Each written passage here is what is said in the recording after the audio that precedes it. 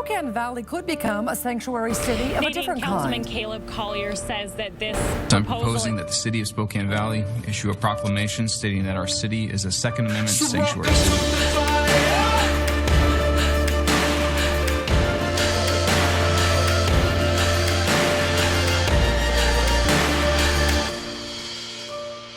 Welcome to the fire. Today on Church and State, a survivor of MKUltra, Juliette Engel. Hello, Christian Patriots, and welcome to Church and State, where we drive morality and religion over tolerance and apathy. And I'm your host, Caleb Collier, once again, your favorite far-right shock jock, and the show that talks about politics and religion. Jesus Christ is our referee, so it's always nice and clean. Real quick, I'm going to point you to the website, churchandstate.media. Fill out that registration form, get our newsletter, and of course, a personal phone call from yours truly. While you're on the site, check out our most recent episodes. Just scroll through all of that. I mean, we are continuing to cover hard-hitting topics, a lot of conversations that you're not finding anywhere else. Also, please peruse through the featured guests. We've had some incredible people over the years. With every one of them, just click on the name. It'll lead you right to the interview. Please peruse through our great affiliates as well. These are companies that I support, that I shop with personally. And it's a great way to support us here at Church and State. With every one of those, if you use that promo code Church and State, we're going to get a little bit of that back. And speaking of support, hit the donate button for us. Keep us alive on NRB TV, Prepper Broadcasting Network, newscasters, Your News, CDM. I mean, there's so many that we're a part of, and we're expanding into the syndication national at the AM/FM level. But we need your help to do so. So please, any amount helps us get there. And lastly, if you want to get a hold of us, Church and State 1776 at proton.me. With that, I am very excited to bring our guest on. I am bringing on Dr. Juliette Engel. She moved to Moscow in 1999 and founded the Angel Coalition to combat human trafficking. Over the next 10 years, the Angel Coalition grew into an underground railroad that assisted thousands of victims. And beyond that, she was also a victim of MKUltra, where they practiced, and actually, let me give a warning here real quick before I dive into this. Ladies and gentlemen, if you're listening to the show, and there are small children in the room, the conversation that we're about to have is not for young ears. So please shut us off and come back to this when you are free to do so. With that being said, she's a victim of MKUltra sex magic and was able to break free from that. She also met Epstein, infamous Epstein. With that, Juliette, thank you so much for joining us on Church and State. It's a pleasure. Glad to be here. Absolutely. So, I mean, that's quite the introduction. And I forgot to mention an author of 3 books that I'm looking forward to reading myself. But you've lived a very difficult life. Yeah, it's and I'm 77 years old, so I've managed to live it. Absolutely. So you're starting from the beginning. Your father sold you at a very young age to the CIA to be experimented on with MKUltra. Yeah, I come from a family of OSS, which was Office of Strategic Services, that then became the CIA in 1947. And so I had my father and 5 of my uncles were all in the CIA. And so the CIA was formed in 1947. I was born in 1949. 1953, there was the formation of the MKUltra program, which was put together by my uncles in Nuremberg, Germany. And it was a matter of importing the German scientists who had been doing the experimentation on people in the concentration camps. And a lot of their focus was on using torture, abuse, terror to create mind control. And unfortunately, my uncles and the other people in the CIA who were evaluating what to do with these evil scientists decided not to execute them, but to bring them to the United States with all of their research and their families, and to set them up in centers all across the United States, which they did, including Seattle. And then the people that were in the upper echelons, meaning the tops of intelligence and government and business, put their own children in the program. So that's how I got in the program. And my father sold me into the program in 1955 when I was 6 years old. And so I'm one of the first in. And they at 77, the programming is worn off. I've been through the healing process, and a lot of what I did in Russia, rescuing children and repatriating eventually thousands of children from the former Soviet Union, bringing them back home to their own homes, not overseas, to their homes, was to assuage, in retrospect, the guilt I felt about surviving when so many children didn't survive the MKUltra program. You know, as a father myself, and my daughter is the apple of my eye. I can't imagine a father selling their kids into that, knowing full well what it is, what they're going to subject their child to. Words don't begin to express how sorry I am that you had to go through something like that. It was profoundly awful, and eventually which most people that are traumatized in that way do, forgot everything about my childhood. But I always remembered that. My father taking money for me. It was the ultimate betrayal. Once again, it blows my mind that a father would do something like that. If you don't mind talking about this, I mean, one of your books is called Sparky, Surviving Sex Magic. I'd love to go into a little bit of this for the audience to understand what you were put through and what our own government does in an attempt to really break through to some very dark power. Yes, and it's affecting everything in our country today. Because I was one of the early ones in, there weren't so many children in the program in the beginning. Now there are thousands. I met the German scientists.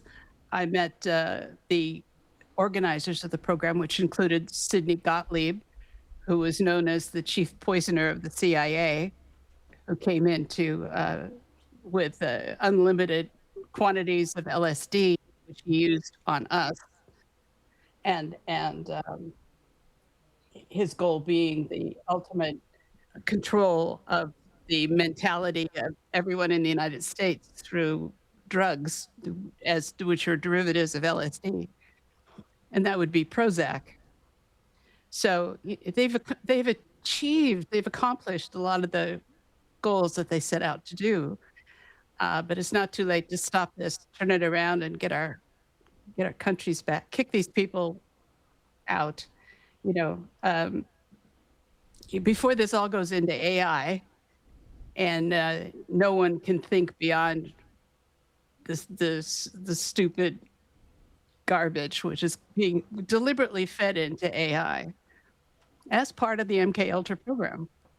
Absolutely, it's all tied in together, and I'm familiar with the chief poisoner of the CIA and what he did, and experimenting on the prostitutes and Johns in San Francisco using LSD, and they were doing that to you as well. And I firmly believe that through the hippie movement that the CIA was behind that, pushing LSD upon people. Absolutely, yeah. From 1961 to 1966, I was at the Presidio in San Francisco, which is a star fort in the northwest corner of San Francisco. And the point of the star fort extends out underneath the Golden Gate Bridge, and that's Fort Point. And that's where we were. That's where I was. I was there with Anton LaVey, with Michael Aquino, with Phil Spector, with Charles Manson, and a whole lot of other people. And the program was the psychological warfare program of the U.S. Army. So this was funded by the government and organized and run by the U.S. Army. I mean, you just threw out some big names there. Anton Yeah, they were LaVey, there. he was the founder of the Church of Satan in the United States here. Michael Aquino, he's the one who wrote the book on psychological warfare. Phil Spector, that's the man behind so many of these musicians that everybody loves. So this is all tied in together, and they're practicing using acid, using torture, diving into sex magic. Can you go into some of the things that you saw or were subjected to using these dark arts?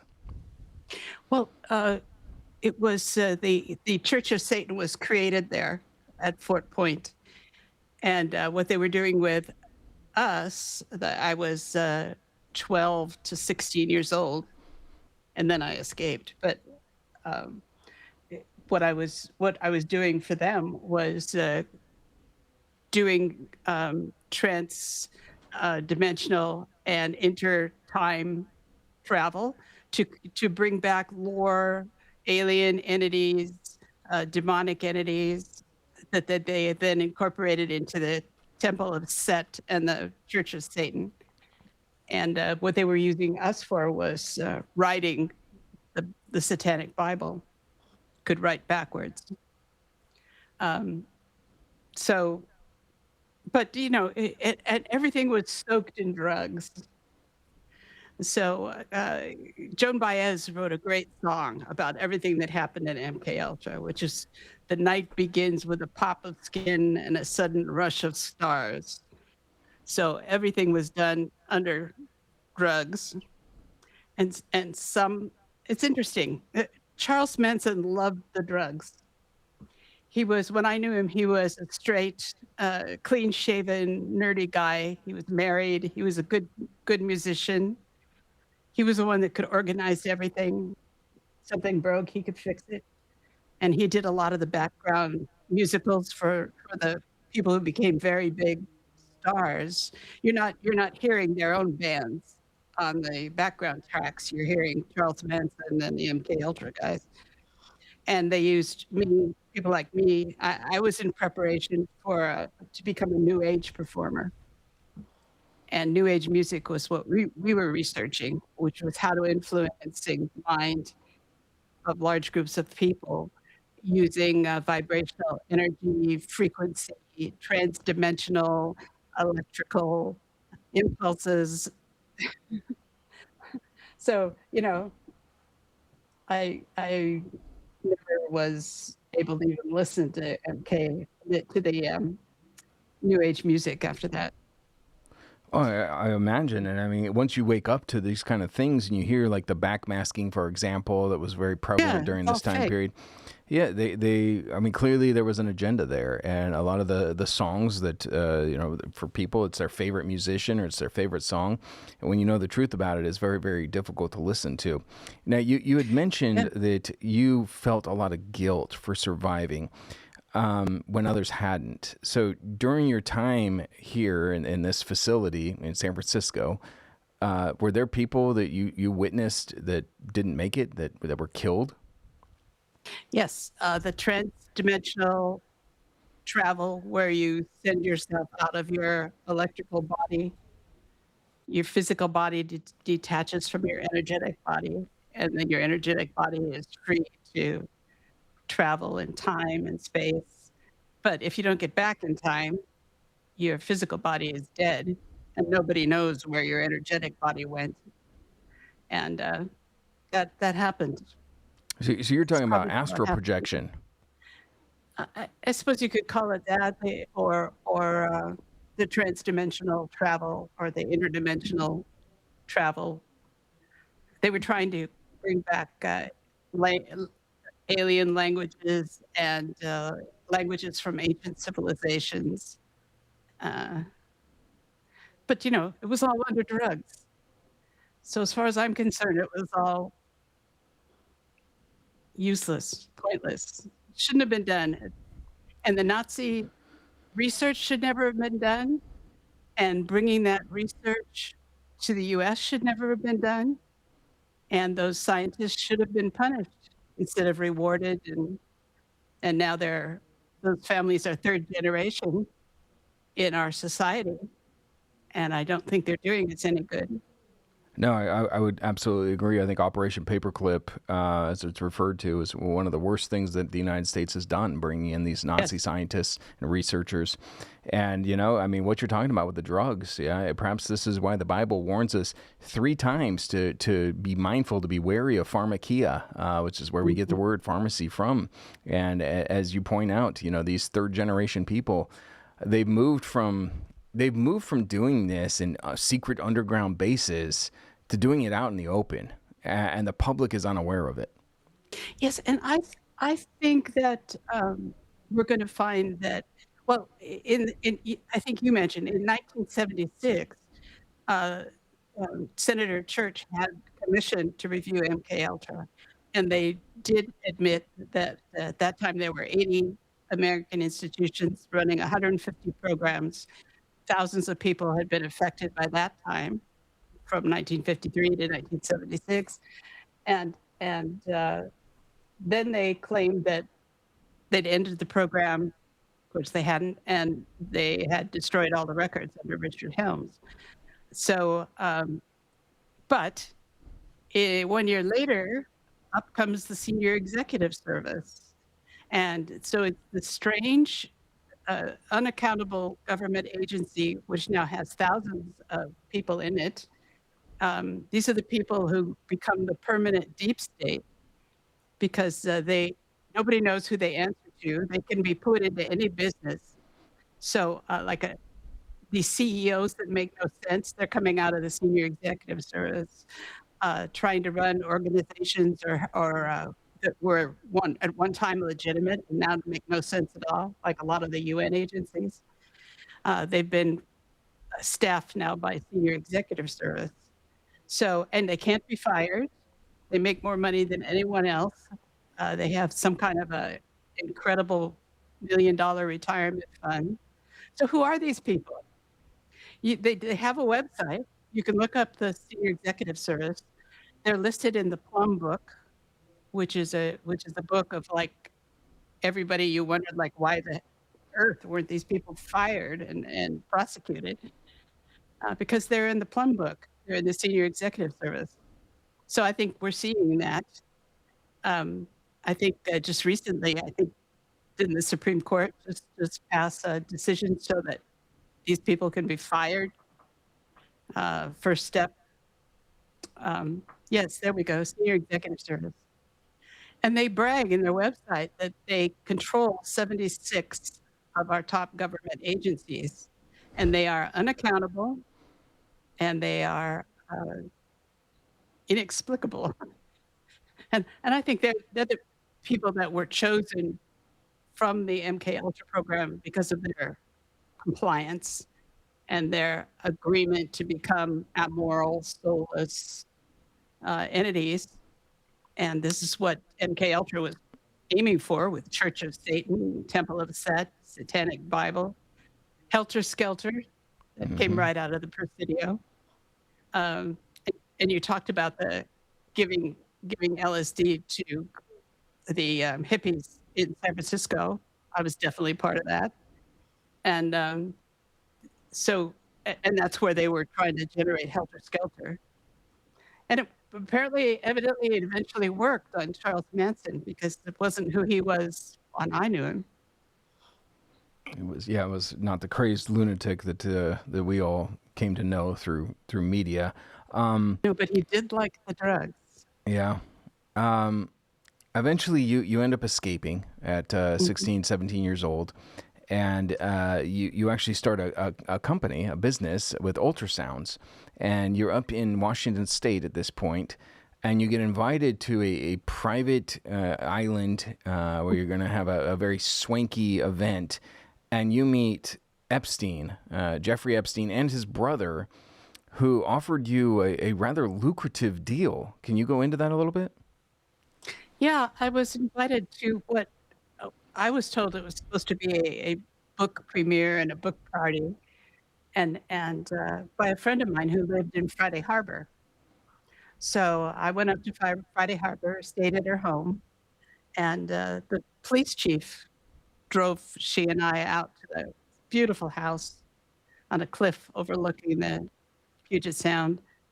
And it was just gorgeous, but there was nobody there. Just my friend Ruth Phoebe Hill, who also was an author, but she was about 4 feet tall and 80 years old, and a bunch of men.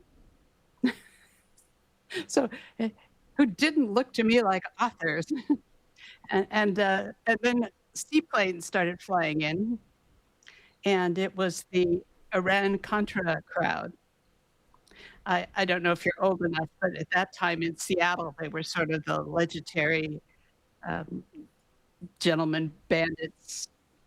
It ran into them everywhere.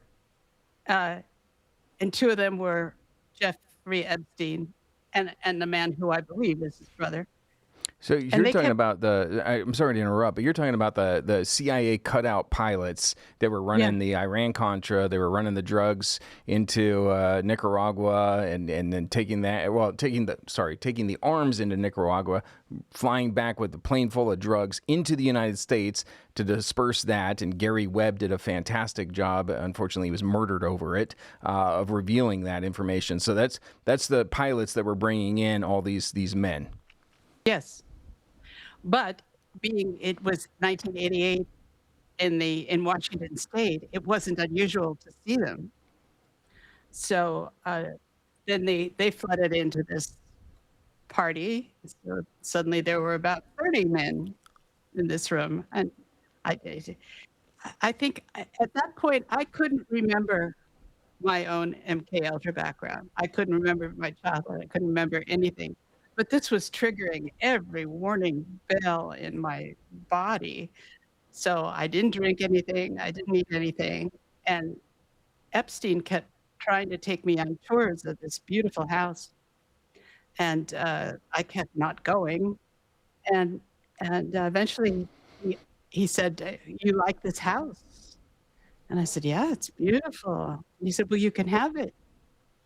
And then he named the exact amount of cash that I had in my bank account. And that was like, okay, I'm not eating anything. And then he explained that they were in the process. And by they, he met this whole room full of people who were busy buying islands in the Caribbean, and that they were going to build resorts for heads of state to come and have exclusive medical care and spa treatments and all this. And what he wanted from me, I had an ultrasound company, and I was on the edge of research of translating analog into digital technology. And so he wondered if we could take analog information and transmit it as digital technology disguised as medical data. And I said, yeah, we could do that. And then I thought, do I want to do that? No. So I pulled away from that. He offered to fly me home, and I declined. I stuck with my little 4-foot-tall, 80-year-old author, who actually was the person who had the farm where Charles Manson and his followers lived, in the orchard, in her orchard. And so I was surrounded by people who really were probably all from my past, but I didn't have any mental connection to them, and it's probably a very good thing. Definitely. So you turned down Epstein, and this is why, these kinds of conversations are so important, because there hasn't been justice for what's occurred, not only for Epstein, but so many of these other, obviously the MKUltra, what we're talking about. There has to be justice in America for the people that were tortured, abused under these circumstances. And this is why somebody like myself, when Trump says, "Are we still talking about Epstein?" I'm like, yeah, we're still going to talk about Epstein, because justice hasn't been served. But anyway, continuing with your story, you turned down Epstein. You listened to that voice, your conscience, the Holy Spirit, in my opinion. Holy Spirit, definitely. Absolutely. And he told you not to go anywhere near this guy, and you listened. and then eventually you move to Russia, and you find that there are numerous young girls that are being sold into sex slavery, and you start an organization to bring these girls back. Yeah, I was, my specialty was prenatal ultrasound diagnosis. So I was invited to Russia in 1990. So this is 2 years after I'd met Epstein. So I was invited to come to Russia to help them reform their maternal and infant health care system. And I did go and had a series of deja vu experiences in Russia, like I had been there before. Years later, I figured out that I'd actually been programmed to go there. But and I actually carried out a mission to find my way into the top secret communications center, which was in the basement of a building. But I was 30 years too late. It had been gone for 20 years. But it's the annoying thing. I can't remember the programming. I can't remember the obvious dangers that I'd been through, but the little warning ticker was always running, and I think that saved me in a lot of ways. And I've heard other survivors describe this. Sure. That you develop a psychological spider sense, which is an extension of yourself, and actually made it possible for me to work in Russia without knowing the different languages, because I could just communicate psychically. Okay. So you're in there, and you're revamping their medical system, which obviously 1990. I mean, that's Terrible.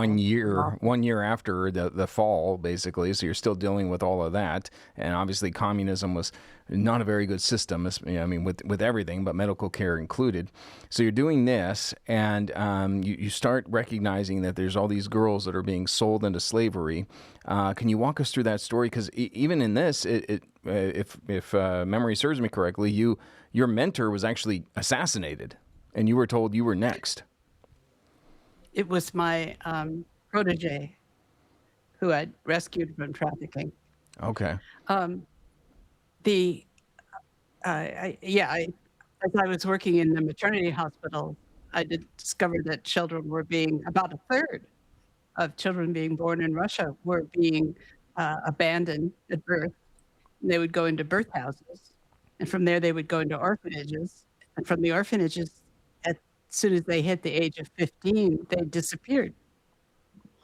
And it was flat out human trafficking.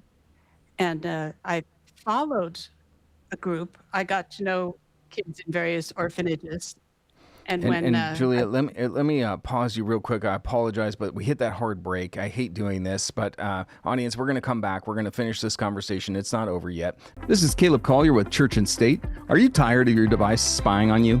Ladies and gentlemen, we live in 1984. Your phones, your tablets, your smart televisions, they all are spying on you. And this is why I heavily endorse Mark37.com. This is everything you need for your digital privacy. Phones, tablets, laptops, all of them are ghost protocoled. So that means that you are in charge of your own data. Just go to churchandstate.media, scroll over to shop, and hit mark37.com for all of your privacy needs. Make sure to use that promo code Church and State.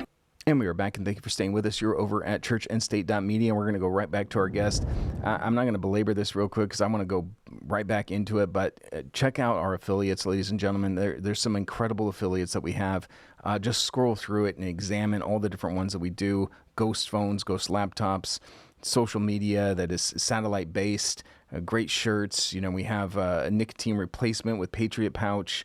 We have a lot of great stuff here, ladies and gentlemen, that you can use, you can buy, and you can use that promo code Church and State. It'll help support us. So please go check them out. And one more time, just hit the donate button for us. Keep conversations like this going on because these matter. All right, with that, let's go back to our guest, Juliette. And I apologize for having to interrupt you. It's just the nature of the beast. But you were talking about you'd seen inside these orphanages. They're getting the kids out at a young age of 15, and they're just disappearing. So please continue. Yeah, I was helping an orphanage up on the northern border of Russia, between Russia and Finland. And 15 girls that I'd known for 5 years at that point disappeared. And I found out that they'd been taken on a bus and driven into Finland and told they were going on a fancy vacation. And so I knew that there was something terribly wrong. And I was able to follow over the following weeks. I was able to trace the path of this bus and follow it up to Murmansk in northern Russia. And then you can take a bus from Murmansk to Norway. It's a 4-hour drive with a bunch of Sami cigarette smugglers, but that's another story. But so I took the bus to the very far most northern town of Norway, which is Kirkenes. And I went to the police department and I had some pictures of the kids. And I said, have you seen these kids? And these kids came on a bus all the way from Norway to Norway.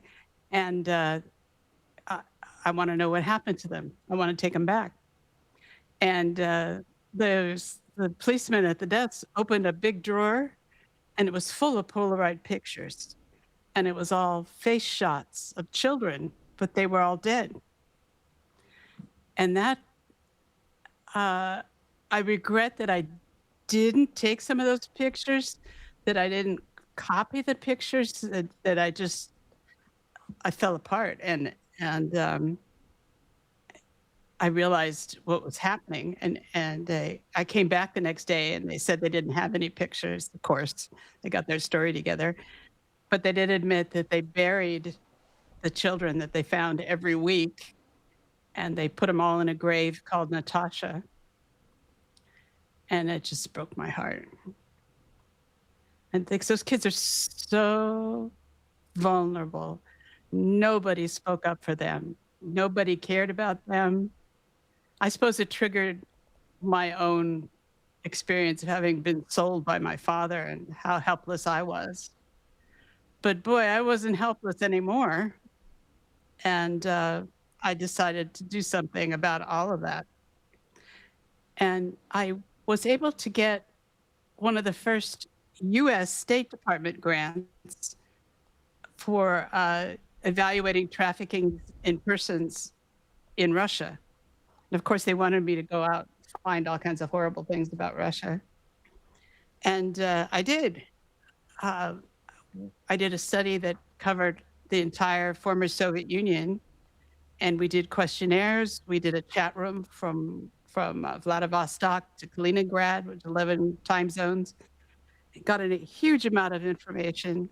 And the long and the short of it was that the trafficking problem was huge, that the Russians, all these Russians in these little Russian villages that were being victimized, wanted to do something about it. And that the 3 countries that were the main trafficking receiving countries were Germany, number 1, number 2, Israel, number 3, the United States. And so here I had a U.S. State Department grant. I was one of the first grantees in the tip office. And so I thought, well, they'll want to hear this. So I came back to the U.S. I presented this data at the UN. I presented it at the State Department. I testified to Congress, and nobody wanted to listen. Nobody cared. I knew where they were going. I knew who was doing it. I knew the flights. I knew they were coming to Brighton Beach and to Virginia Beach, and how they were being brought in. Nothing. Crickets. And somebody finally warned me off. And after that, then they took over our grants and put it under a UN agency, which then became, it was obvious that they were laundering money and using us. So I came eventually, I got support from other countries and also tremendous support from inside Russia. So I continued this work for about 10 years, and we rescued, by the end of that time, we could document about 70,000 people that we had rescued and Wow. brought back home or sent home. So no one came out. I mean, it would have been so easy for us to be trafficking, but that wasn't going to happen. And so at the end of that time, I was getting seriously threatened because we were rounding up children. We talked the Russian police into rounding up children in Moscow, and that did it. So my protege was killed, and they took me aside. This was Russian military intelligence took me aside and said, "We're driving you to the airport. You're leaving." And I waited. I needed 10 more days to get things organized, and then I left. And I thought, well, everything that we did in Russia, we could do here in the U.S. Why not?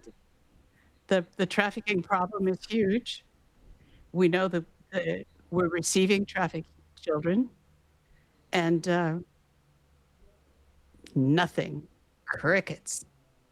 Every time I've tried to start anything, it's been shut down. Anytime any state agency tries to start anything, it's shut down. The agencies are forbidden to even collect data on trafficking in their neighborhoods. So that's an indication of how vast and institutionalized trafficking is in our country. And this is all part of the MKUltra, the Epstein files, the electronic targeting of individuals now, like Havana syndrome, and what's it called, where you have the false memories created, like sounds, landscape, it's skull to something, and so it's all in the same category for the same purpose. And AI is supposed to be the pinnacle of it. Yeah, I mean, what you're talking about, the voice to skull, and if you Voice to look, skull. all those people that are wearing those little AirPods in their ears, the Yeah. little white thing, if you look at the patent, it actually says that it can actually control your mind. And everybody's just putting those in your ears. So yes, it's all interconnected, and the history it goes back to when they were trying to access this demonic tech, which actually, if you go back into the Bible, into Genesis, this isn't the first time that humanity has accessed demonic tech. Happened all the way back in Genesis 6:4, when the fallen angels mated with humankind. But this is an extension of all of that. And, you know, the fact that not a single politician, no State Department will go anywhere near this, won't cover it. I mean, obviously, we're seeing that with the Democrats and the Republicans covering up Epstein Island, because they have this ability now through the trafficking of children, where they have total leverage over pretty much everyone. Yeah, and the trafficking of children is so enormous. And the State Department whistleblowers last year came out and said that over the past 2 years, there's been over 500,000 children trafficked across the Mexican border. We know they're coming through the Darien Gap. We know they're being trafficked by the International Organization of Migration and the United Nations, who has multiple camps in Mexico in the Darien Gap. And then it just ends. And the State Department claims that, yeah, they turned them all over to transportation companies, and we don't know where they took them. Baloney. Sure. And then every single time we get engaged in another foreign war and create havoc, no matter where it is, Gaza, Syria, Libya, Iran, it does not matter. You're going to create a vacuum to where these kids can be so easily scooped up in these refugee camps and taken all over the world, never to be seen again. Exactly right. I mean, you've had 2.5 million Ukrainian men killed. All those children are just going to be harvested. It's just appalling, sickening. And you think they aren't calculating that. No, they're calculating that. The government in Kiev is calculating. Oh, absolutely, they are.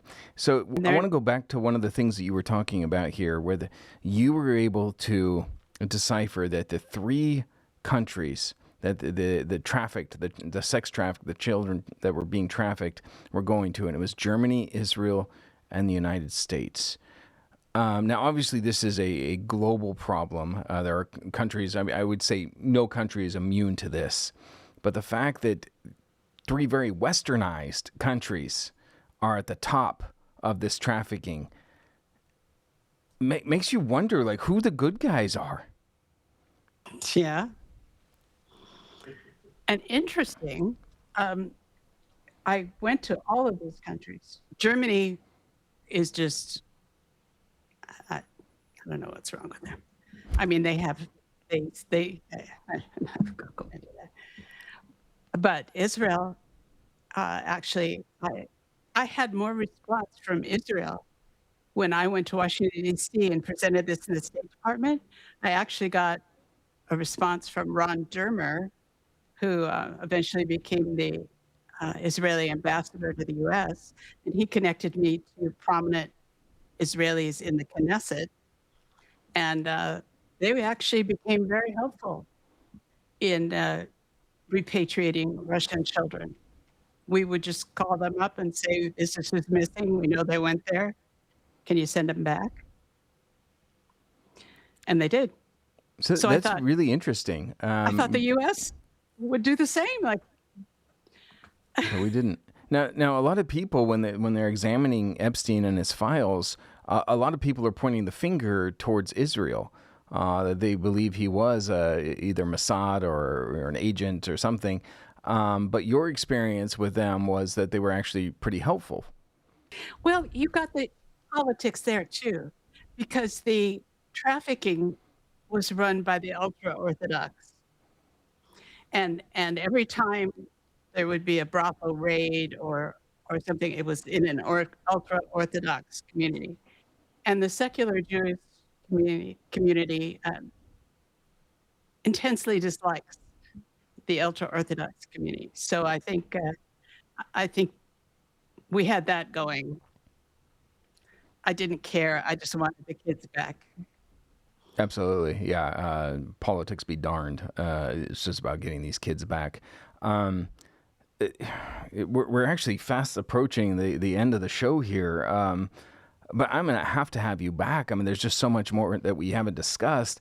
Let me take the time to get people to your website, because you've written 3 books. I know I'm going to order these. I want to read through these. But the website is JulietteEngel.com, and Chris is bringing that up for us right now. You can see Angels Over Moscow, Sparky, Surviving Sex Magic, and Moscow Traffic, all 3 books. Please take the time to plug these and why the audience should order these books and start reading through them, and then we'll get into taking action after that. Sure. Sparky is a story of my life as a child in the MKUltra program, and how at the age of 10, I created a mythological warrior named Sparky, and then became that person.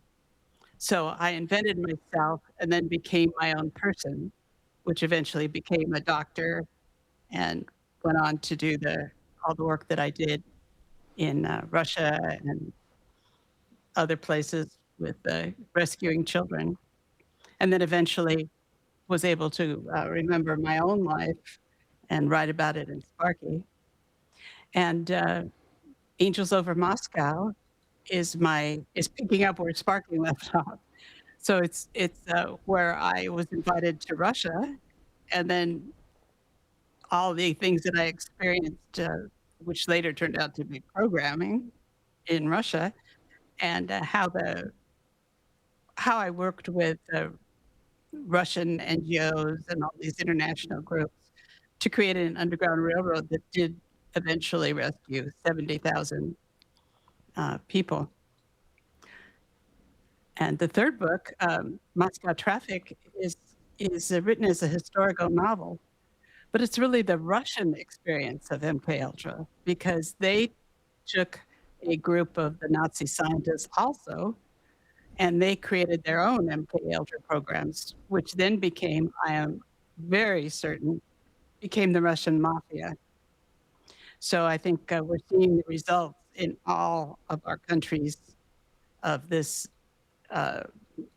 terrible programming, and it's really ripping the morality out of the people so that they could support things like genocide and child trafficking and murder. And so it came from somewhere.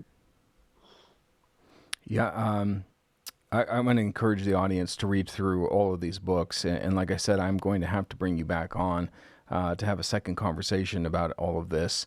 But I guess a solution, I always try to offer solutions on this show. And my solution today is going to be read through these books, order them, read through them, and then start actually taking action. Like, I know for a lot of my audience, a lot of my Christian audience, abortion is going to be one of the biggest issues.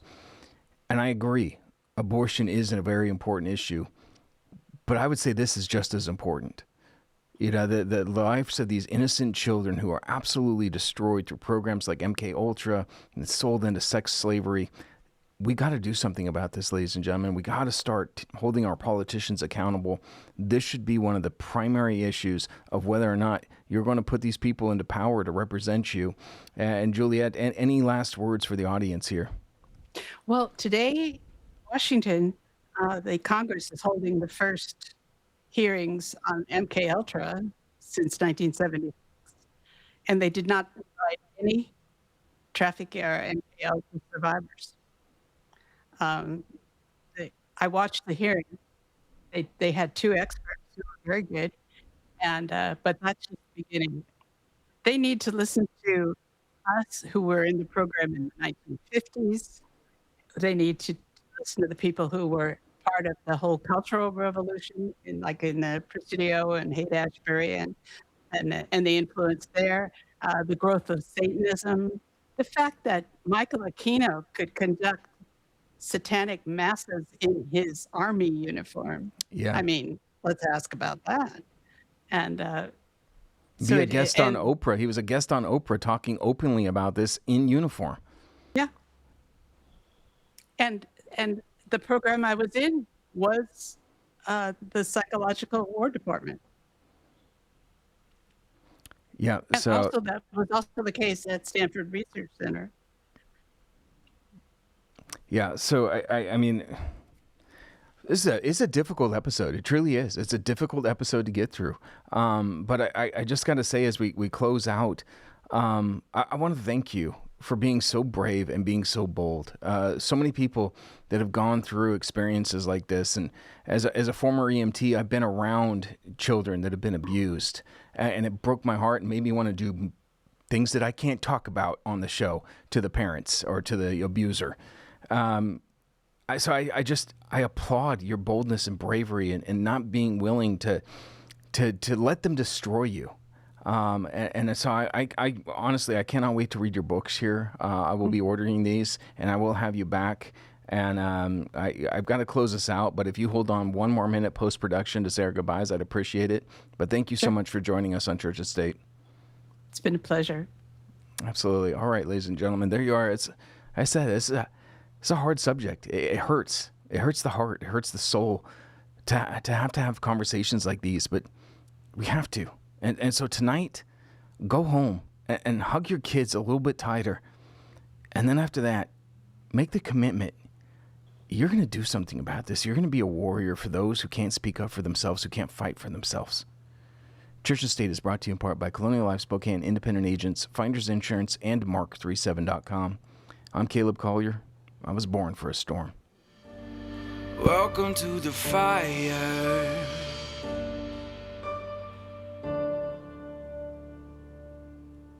Hey, this is Caleb Collier with the Church and State Podcast. Ladies and gentlemen, I want all of you to go to Galileo.com. You need to stay connected no matter what comes our way. Whether it's government intrusion or a meteor falling from the sky, Galileo has you connected. As a Marine veteran, I can tell you that communications is essential. Galileo has you connected. Whether it's worldwide coverage, uncensored content, or real-time alerts, Galileo is going to make sure that you're connected with your friends, family, and neighbors. Just head on over to churchandstate.media, scroll over to shop, and hit Galileo.com. Make sure to ask them for a free bivvy stick, and make sure to use that promo code Church and State. This is Caleb Collier with churchandstate.media. Ladies and gentlemen, if you're not sleeping on MyPillow, do you even patriot? I got to tell you, this is the most wonderful stuff from a man who's given it all for your freedoms. Whether it be the pillow, the sheets, or the slippers, I absolutely adore MyPillow. MyPillow has the greatest products around. I know when I want to shuffle around in my bathrobe and slippers and yell at the neighbors, of course I'm buying from MyPillow. I need you to head on over to churchandstate.media, scroll over to shop, because every single time that you purchase any of these products using the promo code Church and State, you ensure that we keep our message out on the air. I thank everybody for your support in using promo code Church and State. You guys go to mypillow.com/Church and State too, and then you get your own little platform right there, everybody. Hey, this is Caleb Collier, and I know you're excited for the Church and State podcast. Now, as a Christian patriot, I love precious metals, whether it's gold, silver, palladium, and of course, lead. And this is why I want you to go over to Ponderay Ballistics, don't ask me how to spell it, for all of your ammunition needs. Remember, that's PENDOREILLE ballistics.com for all of your ammunition needs. I want you to head on over to churchandstate.media/shop, go to Ponderay Ballistics, and have a shooting good time.